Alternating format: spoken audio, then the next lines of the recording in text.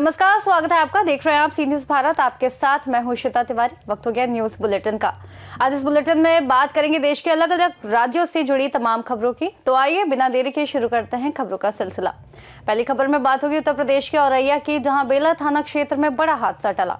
आगे बात करेंगे उत्तर प्रदेश के ही चित्रकूट की, जहां तेज रफ्तार ट्रक और 2 बाइक सवार युवकों की जोरदार भिड़ंत हो गई। आगे बात करेंगे जालौन की, जहां श्रीमद् भगवत कथा के पूर्णाहुति में भक्तों की भारी संख्या ने हिस्सा लिया। ऐसी ही तमाम खबरों पे आगे विस्तार से होगी चर्चा। औरैया के बेला थाना क्षेत्र के नयापुरवा गांव में सोमवार को बड़ा हादसा होने से टल गया, जब पारिवारिक विवाद से नाराज 20 वर्षीय युवक हाई टेंशन टावर पर चढ़ गया। उसकी हरकत से नीचे भारी भीड़ जमा हो गई। सूचना मिलते ही बेला थाना अध्यक्ष गंगादास गौतम पुलिस बल के साथ मौके पर पहुंचे और लंबी मशक्कत के बाद युवक को समझाकर नीचे उतारा। पुलिस ने उसे भरोसा दिलाया कि उसकी समस्या बातचीत से सुलझाई जाएगी। पूछताछ और काउंसिल के बाद युवक को सकुशल उसके परिजनों के सुपुर्द कर दिया गया। औरैया से सी न्यूज संवाददाता राजेश मिश्रा की रिपोर्ट। औरैया के अयाना CHC में राष्ट्रीय गुणवत्ता आश्वासन टीम ने निरीक्षण किया, जिसमें दिल्ली से पहुंचे 2 सदस्यीय विशेषज्ञ दल डॉक्टर रोहित चेकर और डॉक्टर गजय सिंह ने OPD, दवा काउंटर, पैथोलॉजी और लेबल रूम सहित अन्य सुविधाओं की गहन जांच की। निरीक्षण से पहले अस्पताल प्रशासन ने सभी विभागों को सुसज्जित करने में पूरी ताकत झोंक दी। टीम की रिपोर्ट के आधार पर CHC को 3 साल के लिए गुणवत्ता प्रमाण पत्र मिल सकता है, जबकि मानकों पर खरा न उतरने की स्थिति में प्रमाण पत्र सिर्फ 1 वर्ष के लिए जारी होगा। टीम शनिवार को दोबारा सुविधाओं का मूल्यांकन करेगी। CHC अधीक्षक डॉक्टर सुनील कुमार शर्मा की मेहनत, बेहतर व्यवस्था और अनुशासन के चलते केंद्र ने NQAS निरीक्षण में अपनी गुणवत्ता प्रभावी रूप से साबित की। CHC अयाना में केंद्रीय टीम आई हुई है। यहाँ आपने निरीक्षण किया है, पूरी देखिए क्या व्यवस्थाएं पाई जा रही हैं, क्या सुविधा है, कैसी CHC पे आपको निरीक्षण मिला है। देखिए, अभी हमारे निरीक्षण चल रहा है, अभी पूरा नहीं हुआ है। देखिए, शुरुआती निरीक्षण के अंदर में कुछ चीज़ें हैं जो बहुत अच्छी हैं सेंटर के अंदर में, और कुछ चीज़ें ऐसी हैं जिनके अंदर में थोड़ी सुधार की उम्मीद है। वो सुधार जो करना है वो हम साथ के साथ अधिकारियों को बताते जा रहे हैं।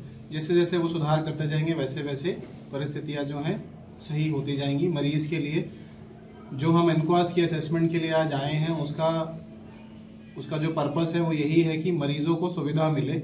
हम वो देखने आए हैं कि मरीज़ों को वो सुविधा मिल रही है कि नहीं मिल रही है। क्या नाम है सर आपका? मेरा नाम रोहित चेकर है, मैं दिल्ली से आया हूँ। दिल्ली से? किस पद पर है? मैं एज अ नेशनल असेसर के पद पे हूँ NHSRC में, और एक नेशनल ट्रेनर भी हूँ।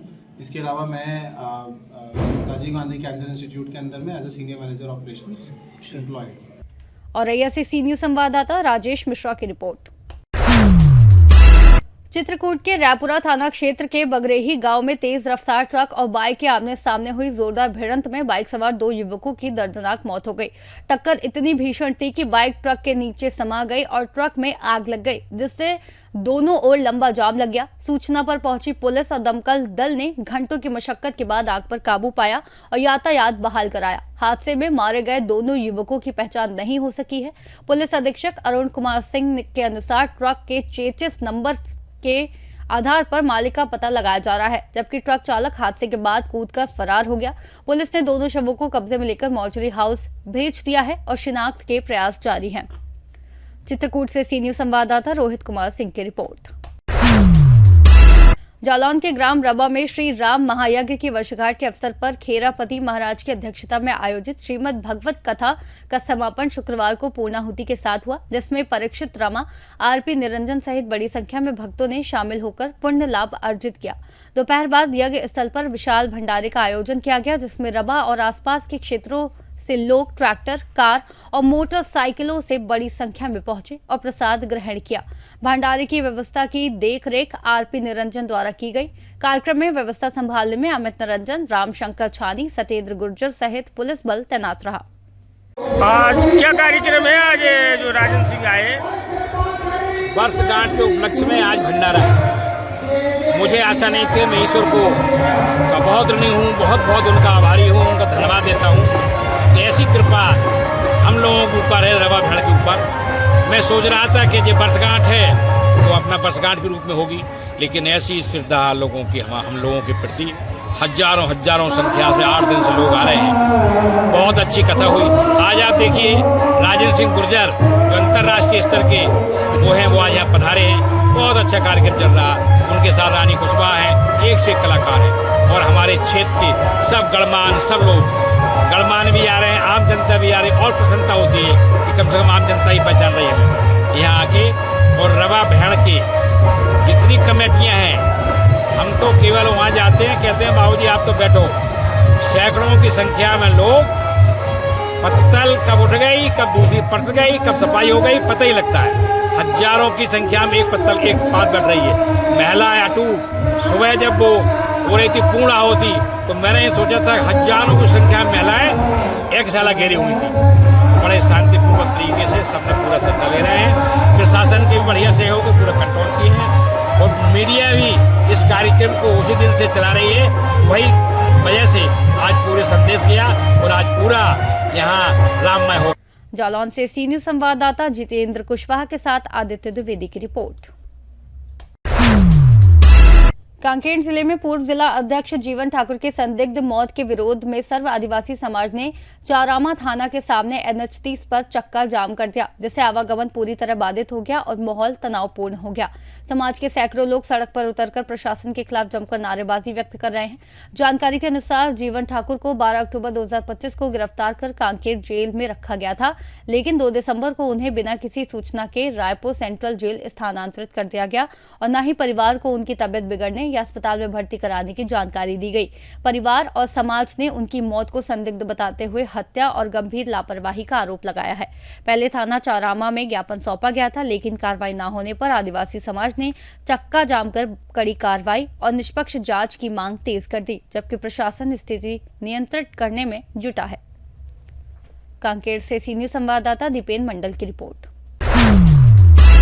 महाराष्ट्र में मेंढपाल आक्रोश आंदोलन की पहल पर 9 दिसंबर 2025 को दोपहर 12 बजे नगर जिला कलेक्टर कार्यालय के सामने सैलरी गारंटी मकत्यागिरी सूर्यनामा आयोजित किया जाएगा। मेंढपाल एसोसिएशन के अध्यक्ष सखाराम अन्ना सरक ने आरोप लगाया कि अहमदनगर जिले का नाम बदलकर अहिल्यानगर किए जाने के बावजूद जिले में कानून व्यवस्था चरमरा गई है और पुलिस चरवाहों के प्रति उदासीन रवैया अपनाए हुए है। उन्होंने 27 सितंबर 2025 को कमरगांव घाट में सिद्धू बीरू घुले के परिवार के साथ हुई लूट का जिक्र करते हुए बताया कि पुलिस ने न तो उचित कार्रवाई की, न ही शिकायत दर्ज की, बल्कि चरवाहों पर ही झूठा आरोप लगाने का तंज किया। कार्यक्रम की सूचना मुख्यमंत्री फडणवीस, पुलिस अधीक्षक और जिला कलेक्टर को दे दी गई है। इस आंदोलन में सखाराम सरक, एडवोकेट करभरी गवली, अशोक सब्बन सहित कई प्रतिनिधि उपस्थित रहे। बर काय झाली ती घटना तुमची? बुधवारी 12-1ला चोरटे आले. मी पाहिलं होतं, म्हणजे सगळं सांगतो. पाहिलं होतं, मी थिएटर दाबली तर थिएटर पळत आले. कोण आले असे चोर. बर झोपटलं आम्हाला, बादा झोपटलं. आम्ही हॉटेलकडे गेलो पळत. त्या हॉटेलने काय आम्हाला येणार आमच्या पाया माग राहिलं. मग ती म्हणजे पोलिसाची गाडी बोलावली. ती गाडी आली अर्ध्या तासाने. मग त्या गाडीत बसून आम्ही बिछाण्यावर गेलो आमच्या मेनपाळाजवळ, पाखराजवळ. बर मग तिथे नंतर मालकाची गाडी आली 4 चाकी. ती मालक आम्हापाशी रातभर थांबला. सकाळचं आम्ही आमचं म्हणजे डॉक्युमेंट फिटमेंट सगळं गेलं. 40,000 रुपये गेलं. बायांचं डाग बीक सगळं वार पडून गेलं. आणि त्याच्यानंतर मालक थांबला आमचं. सकाळची ते 112ला फोन करून आम्ही गाडी बोलावली. ती गाडी आली, त्यांनी पंचनामा केला, मोबाईलवर साहेबाला पाठवला. मग आम्हाला म्हणजे तिथं सह्या करायचा. तर साहेब काय म्हणलं आमची चोरी झाली. म्हणलं तुम्हीच चोरी, तुमच्या बायका. कोण म्हणलं चोर आहे? किती साहेब म्हणला, बरं तुमच्याच बायकाचं तुम्हीच व्यवहारताना आमच्यापाशी येता. बर म्हणलं तुम्ही चोरी. म्हणलं तुम्ही साहेब जर आमची केस नाही घेतली तर आमचं डॉक्युमेंट कसं मिळतील? मग त्यांनी खोटा कागद दिला आम्हाला. खोटा काय कागद दिला? म्हणजे हरवलं म्हणून. तुमचं हरवलं म्हणून अशी फिरत घेतली? अशी फिरत तुमची चोरी झाली, फिरत घेतली नाही? घेतली नाही. बरं तुमची इथून पुढे दिशा काय आता? शेतकऱ्याचं आंदोलन, दुसरं काय. केव्हा आहे तुला आंदोलन ते? मंगळवारी. कोणाच्या विरोधात? हां गीते साहेबाच्या. पोलीस प्रशासनाच्या विरोधात आंदोलन ठेवलं का? पोलीस बरोबर तुम्हाला न्याय मिळत नाही म्हणून मिळत नाही. न्याय मागण्यासाठी मागण्यासाठी तुम्ही आंदोलन करणार आहोत? करणार आहे. नाव काय झाले, घटना काय, कोणावर घटना झाली? माझं शिरामन शाहीची टकले. बर बुधवार होता. बुधवारी आमच्या मेंढपाळाला बाया पोराशी मरणी मारलं, अख्खं बिछाना उचलून नेला. त्यानंतर पुरीच्या पोटूतून रगत उडालं. हे पोलीस चौकीला गेले, त्यांनी खोटा कागद लिहून यांच्याकडे देऊन टाकलं की बाबा तुम्ही असं सांगा की बाबा आमचं हरवले, चोरी झाली हे सांगू नका. असं कोण म्हणलं? आम्हाला पी साहेबांना गीते साहेब म्हणलं. किती पोलीस पी आहे का? हां, मग तुम्ही तुमचे काय दिशा आहे पुढे आता? आता आम्हाला आंदोलन करण्याबगैर पर्याय राहिलं नाही. कोणारे करणार आहे? मंगळवारी मी SP साहेबला ग्रामीणच्या तुम्ही निवेदन दिले काय संदर्भात दिले आहे आणि इथं पुढचे तुमचे काय दिशा असेल? नमस्कार, मी सखाराम सरक, संस्थापक अध्यक्ष महाराष्ट्र मेंढपाळ आक्रोश आंदोलन. आज जर आपण या ठिकाणी बघितलं, आम्ही जिल्हाधिकारी कार्यालय वरती मंगळवार दिनांक 9/12/2025 रोजी दुपारी 12 वाजता या ठिकाणी पगार हमी मकातेगिरी सूर्यनामा आक्रोश आंदोलन करणार आहोत. याचं कारण असं आहे, आपण जर बघितलं या ठिकाणी वारंवार मेंढपाळांवरती हल्ले होत आहेत. आज या जिल्ह्याचं नाव अहिल्यानगर करण्यात आलेलं आहे, परंतु याच अहिल्यानगरमध्ये याच अहिल्यादेवींच्या समाजावरती एवढा मोठा अन्याय होतो आणि त्या अन्यायाला या ठिकाणी पोलीस प्रशासनाकडून कुठल्या प्रकारची या ठिकाणी बघितलं दखल घेतली जात नाही. एक 8 दिवसापूर्वी चास कामरगाव या भागामध्ये नगर तालुका पोलीस हद्दीत घडलेली घटना, रात्री 1-1:30 वाजता मेंढपाळाला या ठिकाणी मारहाण करून त्याचे सोने आणि रोख रक्कम कागदपत्र चोरी गेलेली होती. त्याची कंप्लेंट द्यायला ज्यावेळेस आमचा मेंढपाळ पोलीस स्टेशनला गेला, त्यावेळेस त्या ठिकाणचे API गीते साहेब यांनी सांगितलं की तुम्ही तुमच्या बायकाच्या गळ्यातला गळा तुम्ही चोर आहेत, अजिबात अशी कंप्लेंट आम्ही घेणार नाही. आणि ज्यावेळेस मेंढपाळांनी गयावया केले की बाबा माझे कागदपत्र गेलेले आहे, माझ्या गाडीचं RC बुक गेले, माझं पॅन कार्ड आधार कार्ड गेले, माझं कुपन गेले, ते काढण्यासाठी मला एखादी कागद द्या, त्यावेळेस त्या PIने त्या ठिकाणी वस्तू हरवल्याची फिर्याद नोंदवून घेतलेली आहे. म्हणजे सांगा, या ठिकाणी मक्यातेगिरी म्हणजे काय? मला काय त्याचं गेलं, मला त्याची घेणं नाही. पगार आहे म्हणजे माझा पगार मला भेटतोय, मला पगाराबाहेर जाऊन काम करायचं नाही. आणि हे असे प्रकार वारंवार या ठिकाणी घडत. आपण बघितलं आत्तापर्यंत नगर जिल्ह्यात नव्हे, अहिल्यानगर जिल्ह्यात असतील, संभाजीनगर असेल, नाशिक असेल, या ठिकाणी बऱ्याच ठिकाणी या घटना मेंढपाळाच्या चोरीच्या घडलेल्या आहेत. काही ठिकाणी मेंढपाळाचे कंप्लेंट घेतल्या जातात, वर्ष कंप्लेंट फक्त त्या ठिकाणी पडतात. कुठल्या प्रकारे तपास या ठिकाणी पोलीस यंत्रणा करत नाही. आमचा महाराष्ट्र मेंढपाळ आक्रोश आंदोलनाच्या वतीने आम्ही 9 तारखेला या ठिकाणी सर्व पोलीस स्टेशनच्या विरोधात या ठिकाणी आम्ही आंदोलन करणार आहोत. त्याचं आंदोलनाचं एकमेव कारण आहे की आमच्या मेंढपाळ जो अन्याय होतो त्या अन्यायाला या ठिकाणी कुठल्याही प्रकारची आम्ही आमच्या अन्यायाला वाचा फोडण्यासाठी, आमच्या अंतःकरणात जी दुःख आहे ते या शासनासमोर मांडण्यासाठी या राज्याचे गृहमंत्री तथा मुख्यमंत्री देवेंद्र फडणवीस साहेब तसेच विधान परिषदेचे सभापती प्राध्यापक नामदार राम शिंदे साहेब यांना प्रत्यक्ष भेटून या संदर्भामध्ये आम्ही चर्चा करणार आहोत. आणि मेंढपाळाला महाराष्ट्र से सी न्यूज संवाददाता राव साहेब वरपे की रिपोर्ट।